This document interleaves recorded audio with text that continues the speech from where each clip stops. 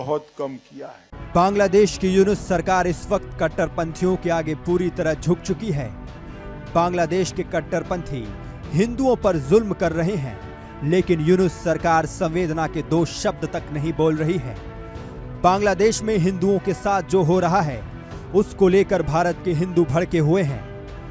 अब भारत के हिंदू यूनुस को सत्ता से हटाने के लिए बांग्लादेश के टोटल बॉयकॉट की तैयारी कर रहे हैं। बांग्लादेश के कट्टरपंथी चाहते हैं कि हिंदू मारे भी जाएं और उफ तक न करें। कट्टरपंथियों की इस जिहादी बर्बरता के खिलाफ देश के सनातन समाज ने आंदोलन छेड़ दिया है। पूरे भारत में बांग्लादेशी विरोधी प्रदर्शन हो रहे हैं। बांग्लादेश के कट्टरपंथी अगर ये सोच रहे हैं कि बांग्लादेशी हिंदुओं को किसी का समर्थन नहीं मिलेगा, तो वो गलत हैं। ये गुस्सा, ये नाराजगी, ये विरोध प्रदर्शन केवल एक ट्रेलर है। बांग्लादेश में हिंदुओं के साथ जो हो रहे जुल्म हैं, देखकर भारतीय हिंदू इतने गुस्से में हैं कि अब वो कट्टरपंथियों की कठपुतली बन चुके यूनुस से सत्ता से छोड़ने की मांग कर रहे हैं।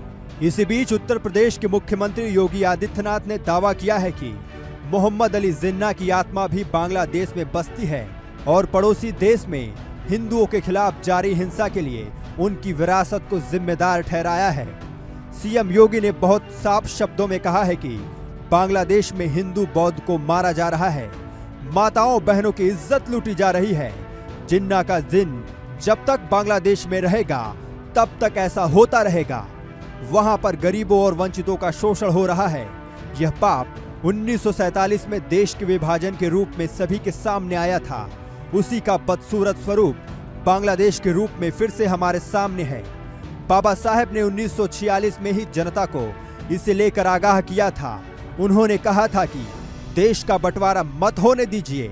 अगर यह हो गया तो आर पार की लड़ाई शुरू हो जाएगी, जो आज हमारे सामने दिख रही है।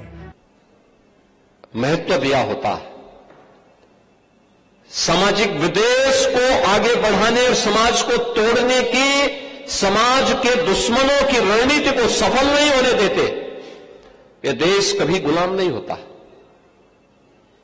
हमारे तीर्थ अपवित्र नहीं होते।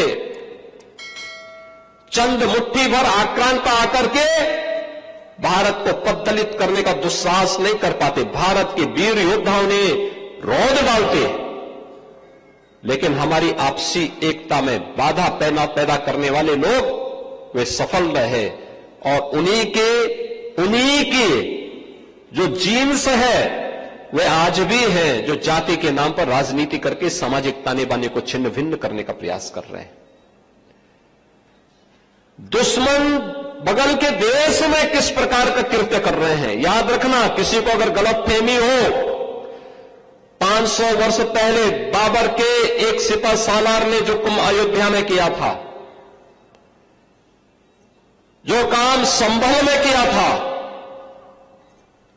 और जो काम आज बांग्लादेश के अंदर हो रहा है, तीनों की प्रकृति, तीनों का डीएनए एक जैसा है। गलतफहमी में मत रहना।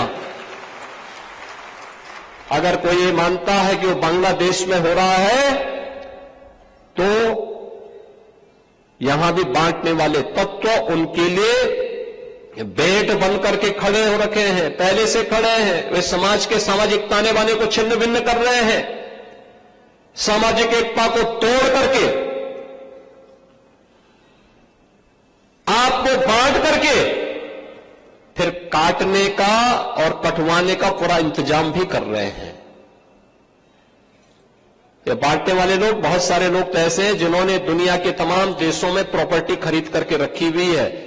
जहां संकट आएगा वहां भाग जाएंगे, मरने वाले मरते रहेंगे। यही करेंगे लोग। बांग्लादेश में हाहाकार मचा हुआ है। पूरा